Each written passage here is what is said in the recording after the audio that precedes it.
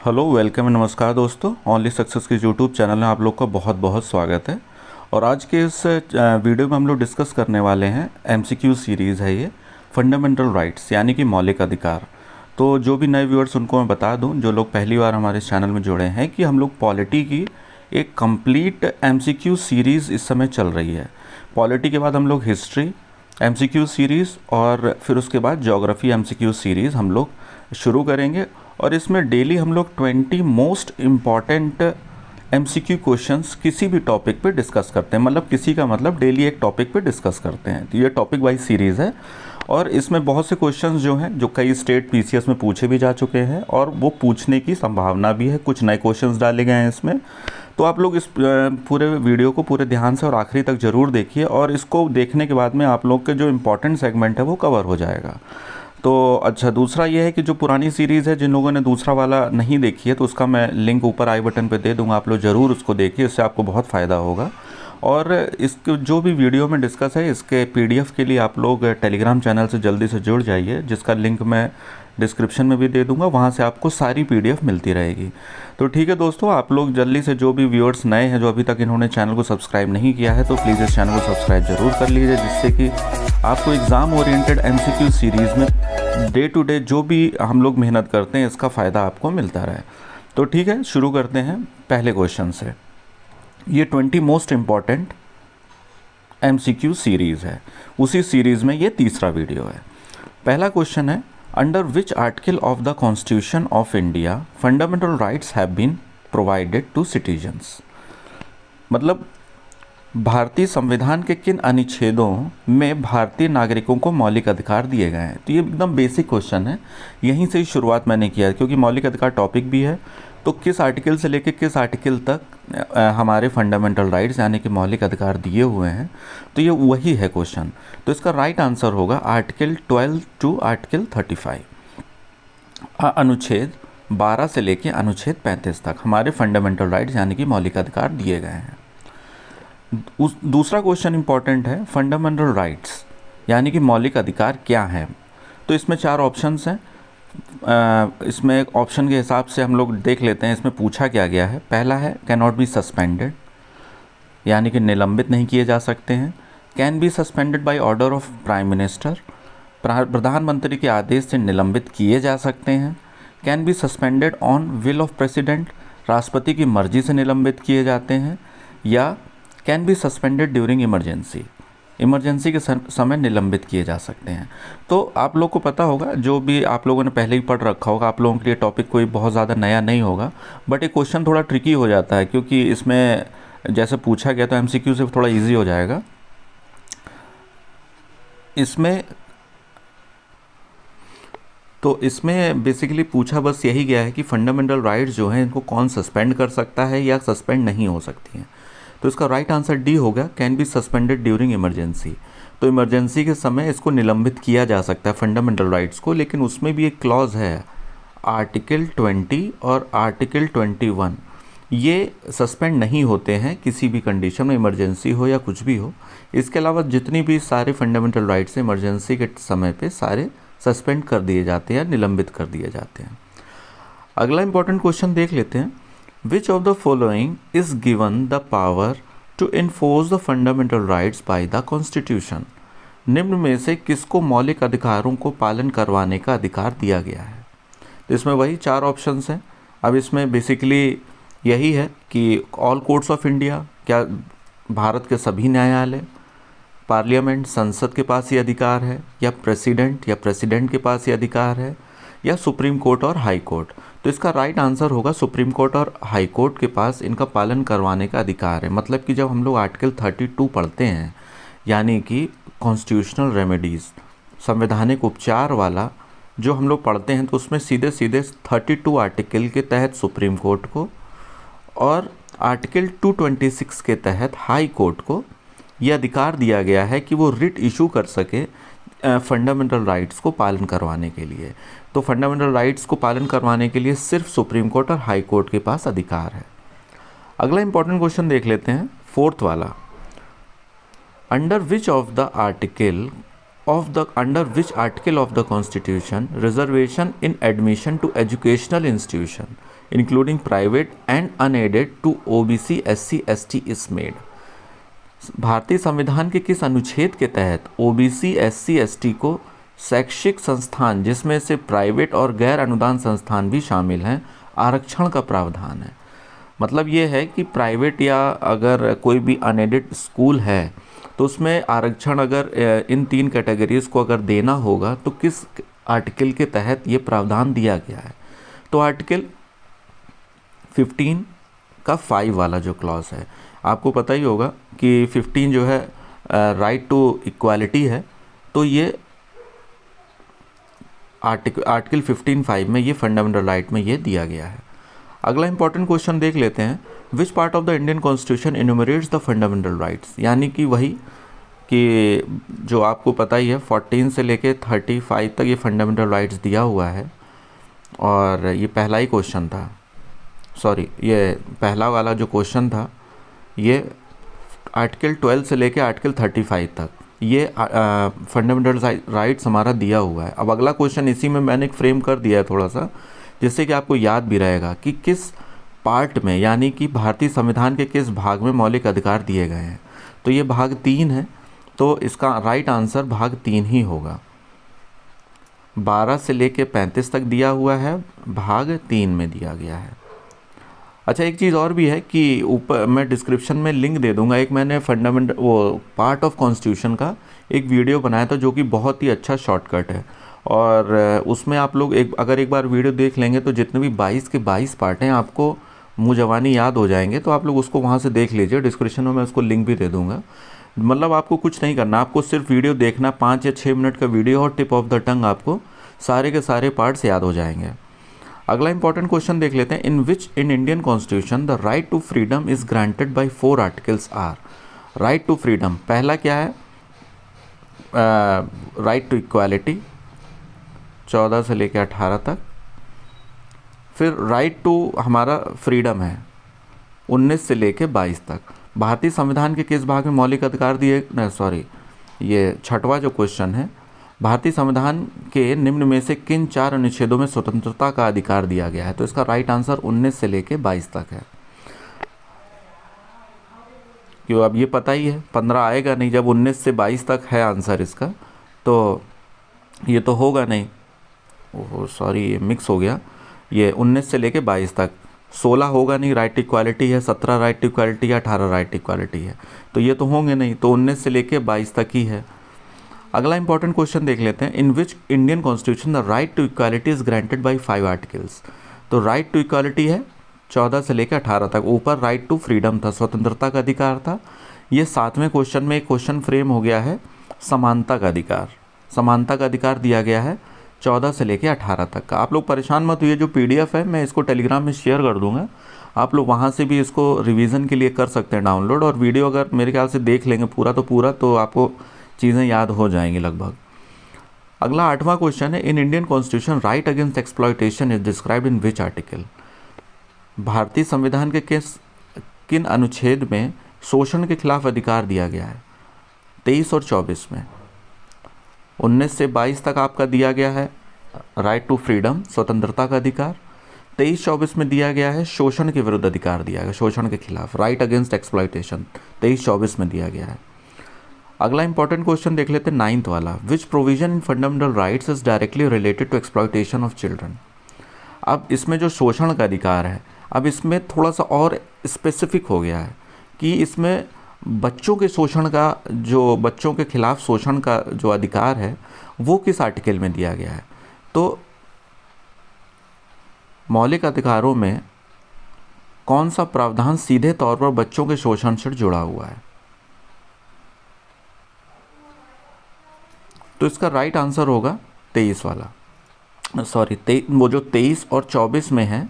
तो और स्पेसिफिक अगर पूछ ले, बच्चों के शोषण का, जो बच्चों के खिलाफ शोषण का अधिकार है जो, वो जुड़ा हुआ है 24 वाले से, 24th वाला जो आर्टिकल है उससे जुड़ा हुआ है। अगला 10वां क्वेश्चन देख लेते हैं, under which provision of the constitution untouchability has been. ये बहुत इंपॉर्टेंट है, मतलब कि मुझे लगता है छोटे एग्जाम से लेकर लगभग स्टेट PCS में तो ये 10 बार पूछा जा चुका है, चाहे वो उत्तराखंड PCS हो, बिहार हो, यूपी हो, चाहे राजस्थान हो, या वो छोटे जो भी एग्ज़ाम्स होते हैं tier 1 type one day type exam, उनमें भी ये बहुत ही उनका फेवरेट क्वेश्चन रहता है ये कमीशंस का। तो इसमें वही है कि untouchability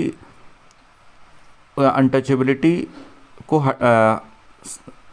under which provision of the constitution untouchability has been abolished.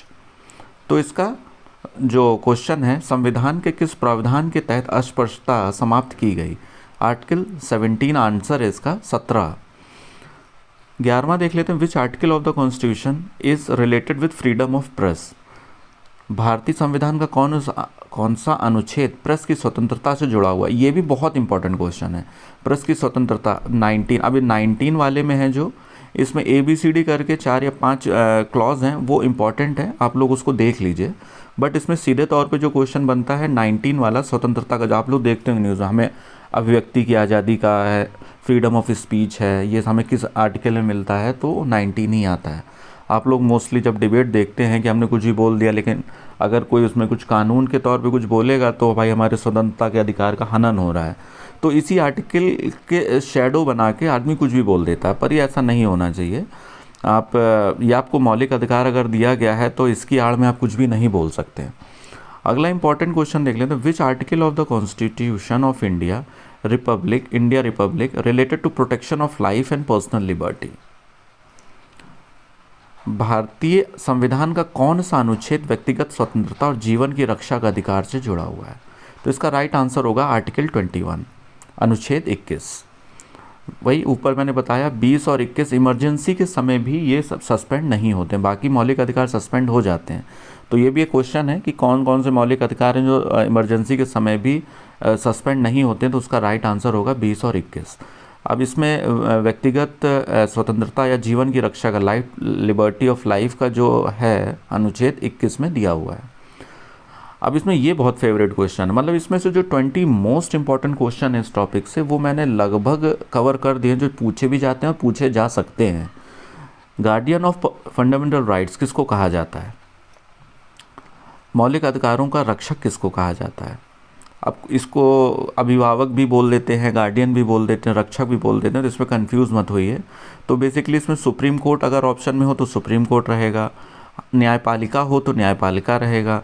तो गार्डियन ऑफ फंडामेंटल राइट्स इस जुडिशरी ही बोला जाएगा, कभी भी आए। मतलब इसमें जुडिशरी से आप कन्फ्यूज़ ऐसे मत होइए, अगर सुप्रीम कोर्ट दे दिया है जुडिशरी नहीं दिया है, या हाई कोर्ट है, मतलब ऐसे करके अगर जब भी आता है तो उसका हमेशा सुप्रीम कोर्ट और हाई कोर्ट के पास ही ये सुप्रीम कोर्ट को गार्डियन ऑफ फंडामेंटल राइट्स ही बोला जाता है। तो उसमें बाकी चीज़ों से आप कंफ्यूज मत होइए कि जुडिशरी दिया है तो सुप्रीम कोर्ट नहीं दिया है, उससे मत होइए।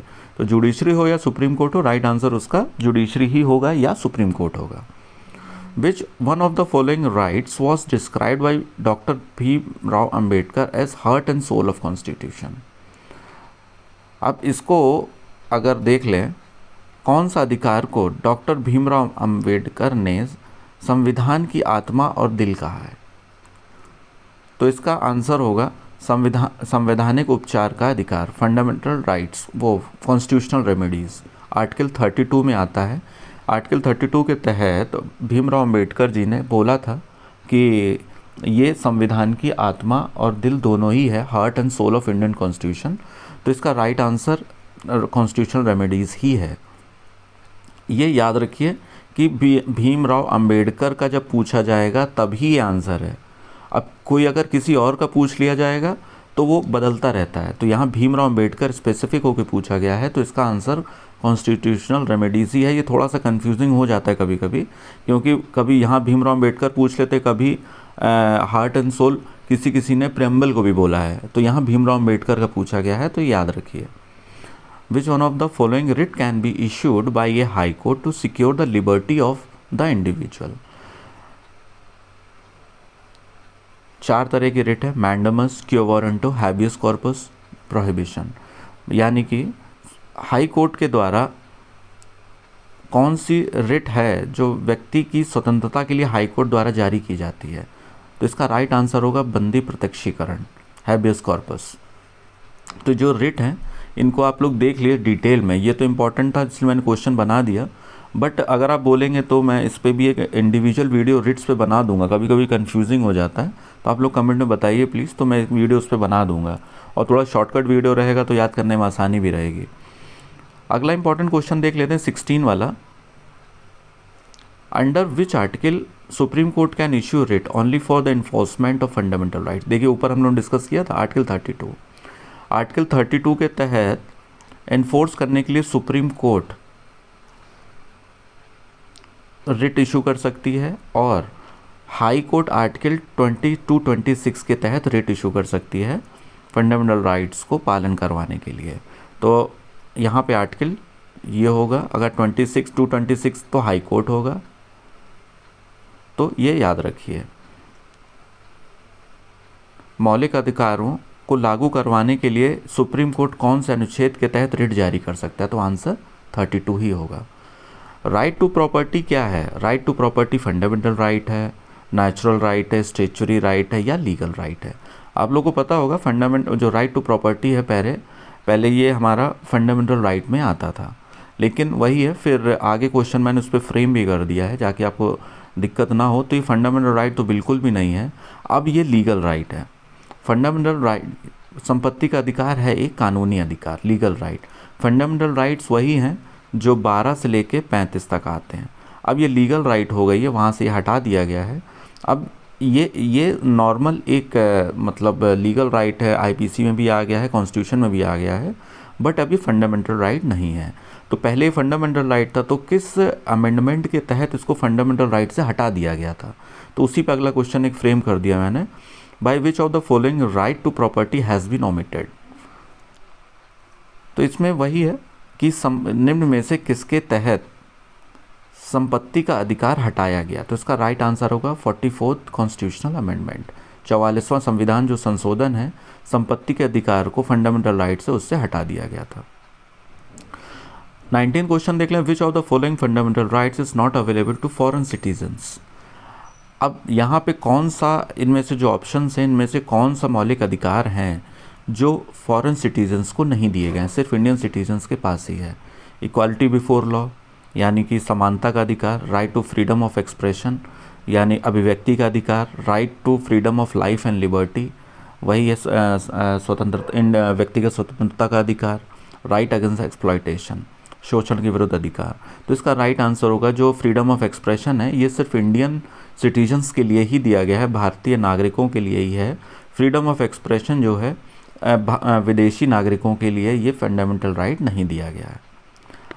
अगला लास्ट क्वेश्चन आज का देख लेते हैं। Constitution of India recognises which type of minority. अब जैसे हम लोग देख लेते हैं कि कई बार माइनॉरिटी आजकल तो इलेक्शन का पीरियड भी चल रहा है, तो इसमें क्वेश्चन ही इसलिए मैंने इसमें फ्रेम कर दिया कि माइनॉरिटी बेसिकली होती कितनी तरीके से हैं, कितनी तरीके की हैं, हमारे कॉन्स्टिट्यूशन में कितनी तरीके की माइनॉरिटी दे रखी है। भारत का संविधान किन किन तरीकों के अल्पसंख्यकों को दर्शाता है। तो आप लोग को बता दूं कि मतलब ये इम्पॉर्टेंट है, कन्फ्यूजिंग भी हो जाता है। तो इंडियन कॉन्स्टिट्यूशन में धार्मिक और भाषाई आधार पर रिलीजियस एंड लिंग्विस्टिक माइनॉरिटीज़ की ही मान्यता दी गई है। लिंग्विस्टिक और रिलीजियस, धार्मिक और भाषाई आधार पर।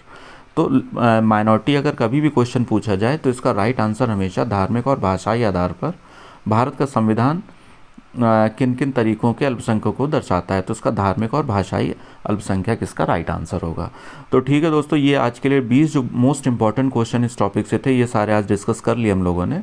कल हम लोग फिर एक नए टॉपिक के साथ मिलेंगे हम। और अगर आपको इस वीडियो में थोड़ा सा भी लगा कि आपके लिए यूज़फुल है तो इस चैनल को प्लीज़ आप लोग सब्सक्राइब ज़रूर करिए और आप लोग शेयर भी करिए, जिससे कि जो भी तैयारी करने वाले लोग हैं, जो जिनका भी एग्ज़ाम है, उनके लिए यूज़फुल हो और उनके भी एग्ज़ाम में हेल्प हो सके। ठीक है, thank you so much, thanks for watching, thank you.